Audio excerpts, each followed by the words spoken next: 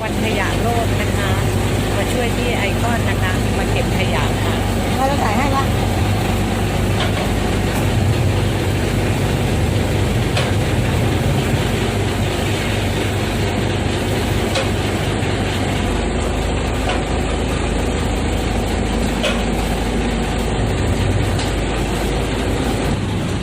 เย้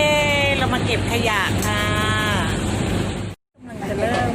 ไปแล้วนะคะเทศบาลอยู่ด้านหน้านะคะแล้วก็เรือเราจะอยู่ด้านหลังนะคะ